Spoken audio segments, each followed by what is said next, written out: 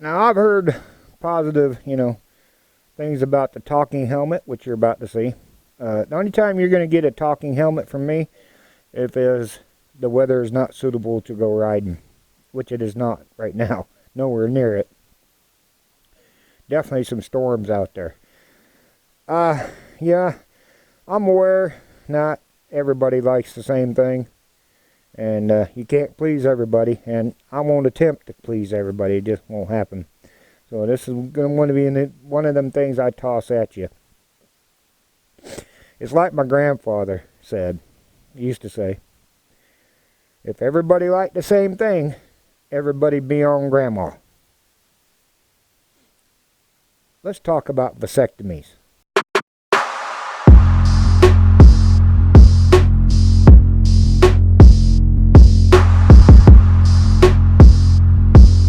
The reason I'm doing a video about vasectomies is I had somebody ask me if I had a vasectomy done and what it was like, because they're considering having one done. So I told him my story. And you know what? I'm going to make a video of that, because maybe one of y'all may be considering in the future, or if we're, even closer and recent, thinking about getting a vasectomy done. All right. So first off, you need to go see a specialist, somebody that is a specialist in that area. You're going to have a exam with that specialist. I'm going to refer to him as him. I know it could be female, but the one that done that exam that I had and the doctor that performed the procedure was a male. So I'm speaking on my part. All right, so you're going to go to exam. Guys, this is not a cough your head and turn, or turn your head and cough, kind of thing, all right? Let's just say he's going to take a firm grasp of the situation, all right? A firm grasp. He's going to find your giggleberries. He's going to examine your giggleberries. He's going to find your special package delivery tubes, the thing he's going to be working on, and he's going to examine them, all right? It is a very uncomfortable examination, let me tell you. Not comfortable, all right? And then he's going to explain how they use a very small needle. Now, granted, guys, this is almost 30 years ago when I had mine done, so things may have changed.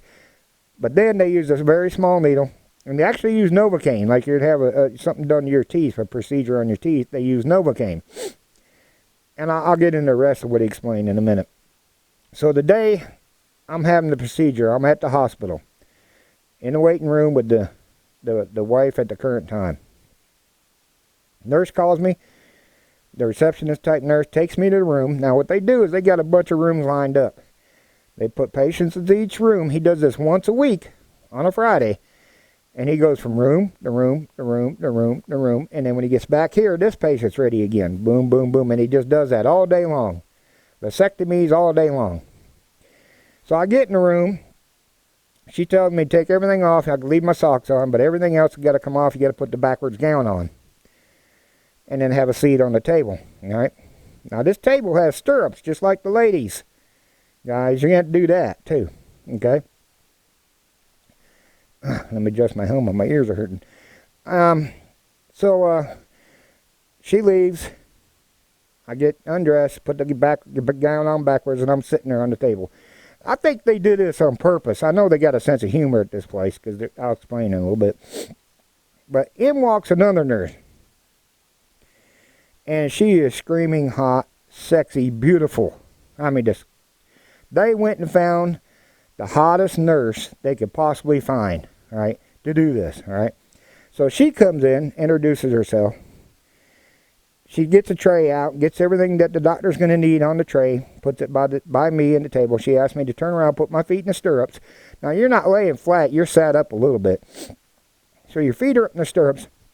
She explains she's going to take this rubber band, put it around your giggleberry's partner in crime, and then take the rubber band and put it in some hemostats and clamp it to your gown to keep your giggleberry's partner in crime up out of the way.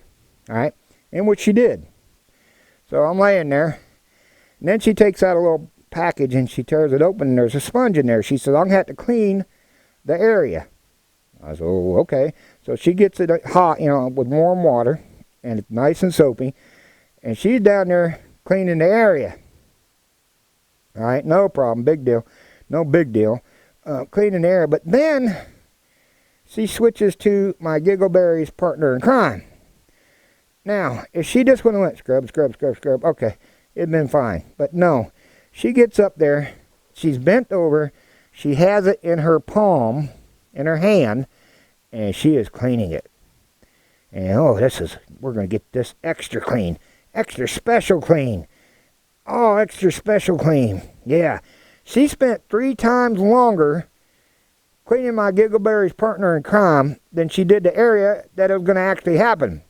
And it's nice, soapy water, sponge, and I'm laying there, and she's about to release the Kraken. All right? About to release the Kraken. So I'm thinking, okay, close my eyes, picture Grandma in her underwear. And all I can do is picture her in one of them sexy white nurse outfits with the short skirts. So I'm looking around the room. I'm panicking. Find something to distract me. And over on the table is a jar of tongue depressors. So I'm thinking, why does he have tongue depressors? He specializes in that area. Why does he need tongue depressors? And what would he use them for? And I kept trying to concentrate on that, which kept me from having, from the Kraken fully being released. All right. Finally, after it seemed like forever, she finished cleaning my Giggleberry's partner in crime. And I'm about halfway there. I mean, man, whew. All right. And so she says, okay, the doctor will be in a few minutes, and she leaves. Now I'm sitting there, laying there, kind of upright, like I said, feet up in the stirrups, and the door's right there. Anybody could have walked through the door and would have had a full view of what I have to offer the world. I didn't like that. I mean, anybody could just open up the door to peek in and say, who's in this room? Now here you go, look at me, kind of thing, Yeah, I didn't like that. So it only took a couple minutes, and the doctor come in. This is the humorous part. He comes in with a hypodermic syringe. If you don't know what a hypodermic syringe is, it's a huge syringe. It's like a damn turkey baster, right? It's got finger holes where they normally have tabs to push the plunger and stuff and put your fingers. This has actual finger holes, kind of thing. It's huge.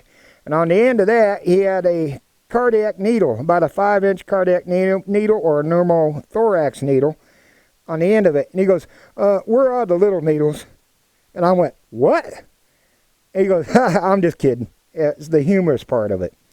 So he gets his rolling stool that he sits on. He parks himself down there. Miss Screaming Hot Sexy Nurse came in behind him, and she's standing right here. And this is the only part that was really bad, was when he got me with that needle, he used a small needle like you said, but it did not tickle. The Giggleberry housing unit had to be numb, all right? And it did not tickle. I wasn't going to die over it, but it didn't tickle. And then it took just a few minutes for everything to get numb down there. It's the strangest thing in the world, guys. Let me grab a pen. He makes a small incision on your Giggleberry housing unit. And then he takes a rod that has a hook on the end of it. And he goes in there and he starts fishing around for your special package delivery tube. Alright? One on each side. And it's the weirdest feeling, dudes. It is the weirdest feeling to have him there digging around trying to hook that special package delivery tube. But he finally got it. I mean, it's a strange feeling. And, by the way, before you get there, you got to shave everything. You got to be shaved, all right? You have to shave everything. And back then when I did it, manscaping wasn't a thing. So it was like, plowing a field to shave me. And, just a lot of work. So I shaved them, but I went in there.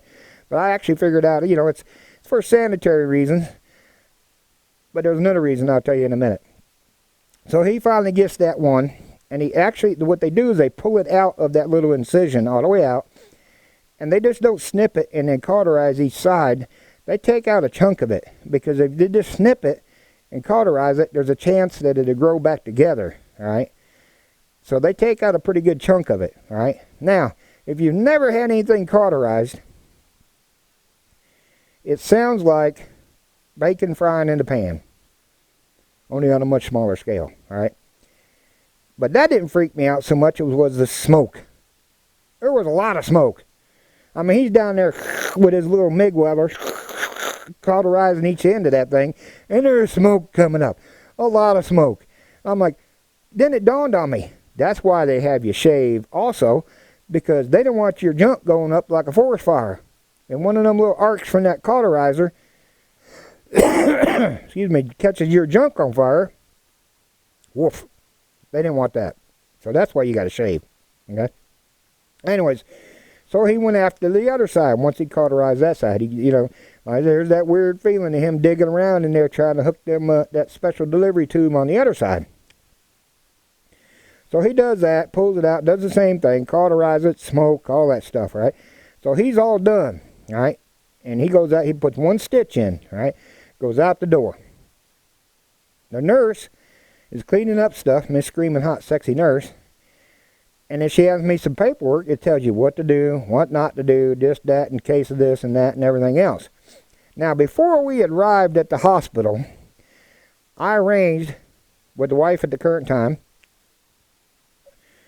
to make sure, as soon as we got home, that everything was fully functional. All right? I wanted to make sure he didn't snip the wrong thing. All right? So when we left the hospital, we only lived about 5 minutes from the hospital. We went home, slammy bammy. Okay? This might have been part of the problem I had. They tell you, some men have no after effects. Barely, just don't bother them a bit after the procedure. Have no illness or no side effects or nothing. However, some men it's completely opposite. Have all kind of problems. All right? So, soon after that, my giggleberries swelled up about the size of tennis balls. Not kidding. All right? And proceeded to turn every color of the color spectrum. And the nurses at the hospital got tired of hearing from me. They're like, hey, my giggleberries are the size of tennis balls. Well, did you have sex? Well, I might have. Well, put ice on it. It takes this, take that, and if they fall off, call us. An hour later, hey, my tennis balls are green. They're green. They turn green. Well, all tennis balls are green. No, my tennis balls are green. You understand that? And they're like, well, put some ice on it. Take this, take that. You'll be all right. And the next day, hey, my tennis balls are gray. They're gray now. What's the deal? Well, put ice on them. The same thing every time. So they got tired of hearing from me, probably. But this lasted about 2.5 days, where they were swelled up and changed all kind of different colors. All right. I couldn't even put jeans on. Okay, I had to wear shorts or sweatpants because there's just no. If I put jeans on, I would be walking like this. I'd be, kind of thing. I just couldn't walk with them swelled up that big and wear jeans. That's how bad it was.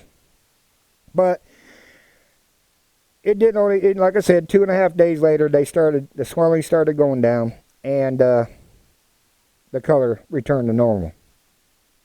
Probably my fault, though. All right. Now, you are still potent at that time. You must flush the system. You must bleed them brakes. All right. So they recommend you do that. All right. And then then you got to take them a sample after about 2 weeks. And they check that sample to see if there's any swimmers in there. In which there wasn't in my case. Okay. So that was my experience, okay? I don't know if that'll help anybody out there. I recommend you don't have sex right after having a vasectomy. All the bouncing around and all that stuff probably didn't do any good. And I was still slightly numb because, like I said, we only lived about 5 minutes from the hospital. So that could have been why I experienced the problems I experienced. But like I said, they said some guys have no discomfort, very little swelling, nothing. So other guys are on the other end of the spectrum where they have a lot of discomfort and a lot of swelling. So I guess I'll either A on that end, or B is because I slammy bammied as soon as we left the hospital or we got home. So don't do that, all right? So I hope this, if you're considering getting a vasectomy, I hope this, helps you with your decision. It really, overall, guys, it wasn't bad. It wasn't bad at all. Like I said, probably the worst part of it was the after effects, okay, which might have been my fault. Hey, don't forget to go down there and click on read more in the description. Go check out the merchandise down there. Links to our helmets, the cameras we use, the shirts that I wear underneath my shirt to conceal my backup weapon, the holster, the new holster I have, I'll leave that down there, for my leather holster for my light-bearing SD9VE, as well as my favorite Second Amendment channels, Sage Surgeon, his Patreon. That way you can go participate in his Discord, which is pretty cool. And our Facebook and Instagram pages are all links down there in the Read More section. Down there, if you click on Read More in the description. Go check them out. So you know how it goes. If you have served, or if you're currently serving in our nation's military, if you're a firefighter, EMS, first responder, especially law enforcement, appreciate everything you do for us and the sacrifices you and your families have made. Ladies, flash a stranger today. Boom.